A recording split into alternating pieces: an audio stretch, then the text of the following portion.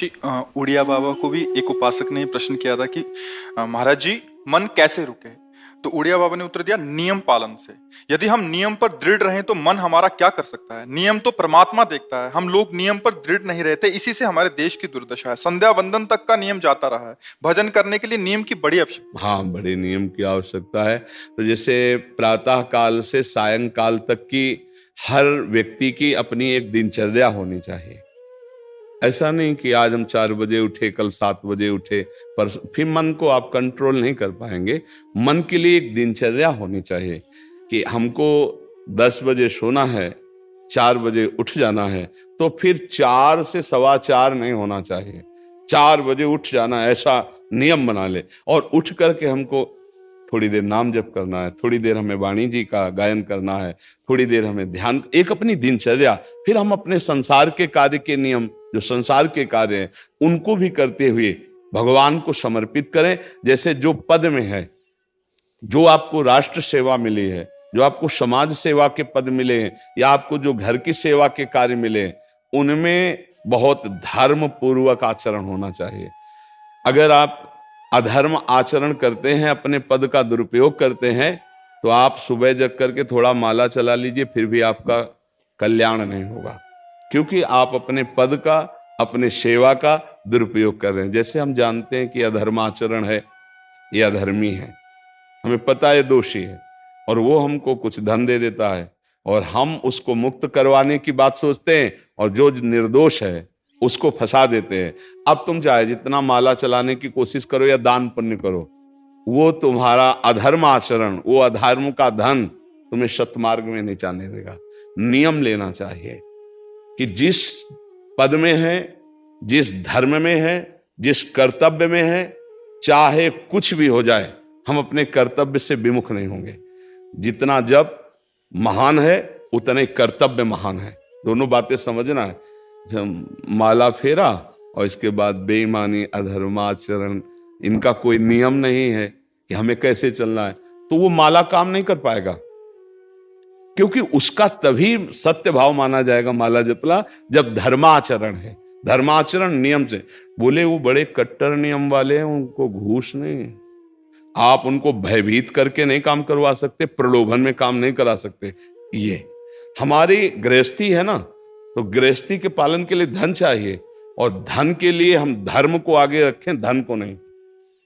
धर्म को, हमारा कर्तव्य क्या, प्रायः जैसे पूज्य बाबा ने कहा, आज हमारे देश में बहुत दुर्दशा हो रही है। दुर्दशा हो रही, क्यों? क्योंकि सब अपनी जगह से गलत हो रहे हैं। अगर अपनी जगह हम ठीक रहे तो हमारी दुर्दशा नहीं होगी। हमारा भजन कम होगा, लेकिन हम धर्म से चल रहे हैं तो हम विजयी होंगे। हम भगवान को प्रसन्न कर सकते हैं, क्योंकि हमें जो कार्य मिला है वो भगवान का ही कार्य, सृष्टि भगवान का कार्य।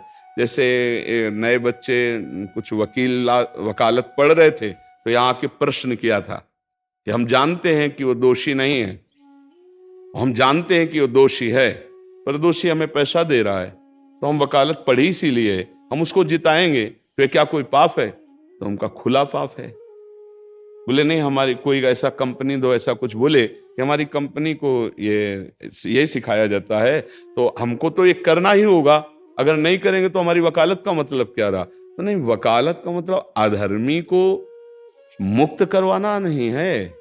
वकालत का मतलब अधर्मी के सबूत एकत्रित करके उसको दंड दिलवाना है, और धर्मात्मा को मुक्त करवाना है। अब इसके लिए आपके पास अर्थव्यवस्था अगर कमजोर भी है, तो धर्म व्यवस्था आपकी पूरी है। धर्म व्यवस्था ठीक है तो परिवार स्वस्थ रहेगा, सुखी रहेगा, भगवान आप पर प्रसन्न रहेंगे। अच्छा, फिर हमने तर्क रखा कि जैसे आपकी बहन के साथ कोई गलत व्यवहार करे, आपको पता है, और वो आपको 10 लाख रुपया घूस दे, तो क्या आप उसका पक्ष लेंगे? नहीं, तो फिर दूसरी बहन के साथ किया है। अब यहां विचार करना है ना, अपने भाई का अगर कत्ल किए हो, मुझे पता हो कि ये दोषी है, तो क्या हम पैसे से उसको मुक्त करने देंगे? लगेगा कि जान की बाजी लगा देंगे, और तुम्हें हम ऐसे ही एक गरीब आदमी की किसी ने हत्या की है, तो आपका पक्ष बनता है। पर यह ज्ञान कहां मिलेगा? बिना अध्यात्म के ये ज्ञान तो मिलेगा नहीं। ज्ञान तो इस बात का मिला कि कैसे पैसा कमाया जाए। अच्छा, वो पैसा यदि अधर्म से आया है तो आपकी दुर्दशा कर देगा, आपकी बुद्धि भ्रष्ट कर देगा। तो जो बाबा कह रहे हैं कि आज हमारे समाज की बड़ी दुर्दशा हो रही, उसका कारण यही है कि हमें अध्यात्म का ज्ञान नहीं, हमें धर्म का ज्ञान नहीं, और बड़ी बड़ी गलतियां हो जाती है। बिल्कुल पता है आदमी निर्दोष है और हम धन के प्रभाव से उसको दंड दे देते हैं। वो दंडा भगवान जब आपको पलट कर देंगे तो आप सह नहीं पाओगे, उसका परिणाम बहुत बुरा होता है। तो इसलिए समाज को चाहिए अपने अपने कर्तव्य का पालन करते हुए एक नियमावली बना ले। जैसे कुछ दुकानों का नियम होता है कि वहां फिक्स रेट होता है, नहीं होता? वहां ये नहीं चलेगा कि कसम से कहते हैं कि तुम्हें हम अपना जान करके कि 100 रुपया मीटर ये मिला है, हम बिल्कुल मुनाफा नहीं ले रहे। नहीं, झूठ क्यों बोल रहे हो? दुकान खोले हो मुनाफा के लिए, झूठ क्यों बोल रहे हो? नहीं लेंगे मुनाफा, हम जितने का लाए हैं उससे मुनाफा लेंगे, पर 120 रुपया मीटर देंगे, कपड़ा बढ़िया है, नाप फिट है, इससे नीचे नहीं उतरेंगे, हमें सफाई देने की जरूरत नहीं है कि हम कसम खाते हैं या ऐसा।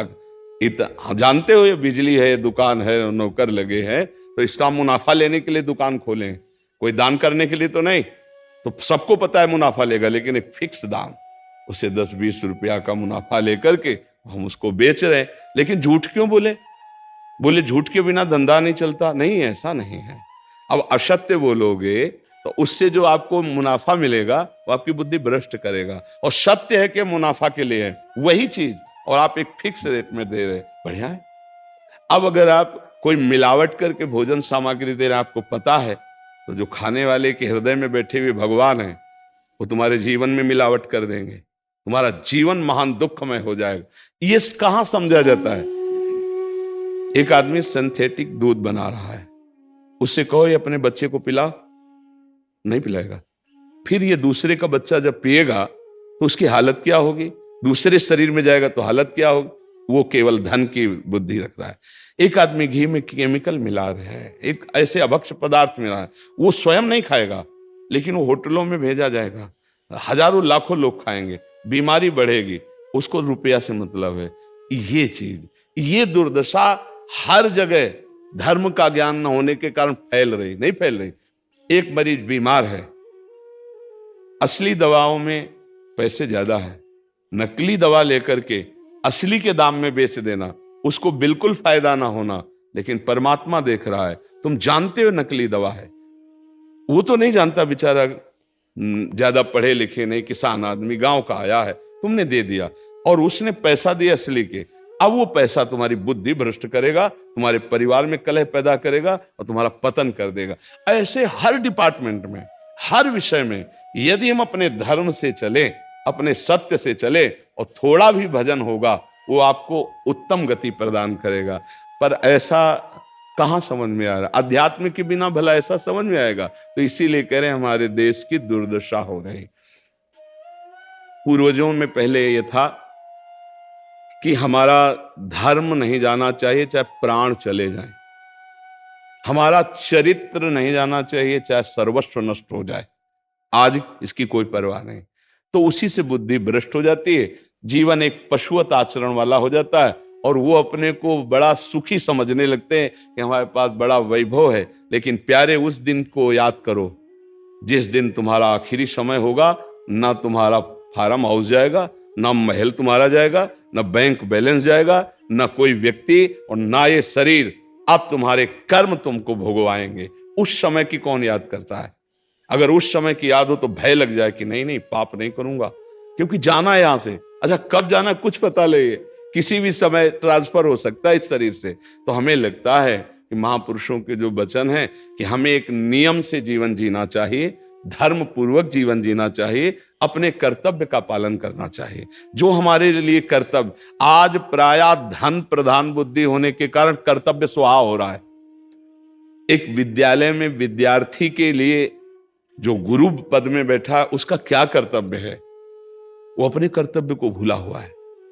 भला छोटे छोटे विद्यार्थियों को, जिनकी नींव पूरे राष्ट्र सेवा में, समाज सेवा में ये बन सकते हैं, अगर उनको हम सही शिक्षा नहीं दी तो उनका पूरा जीवन बर्बाद हो जाएगा।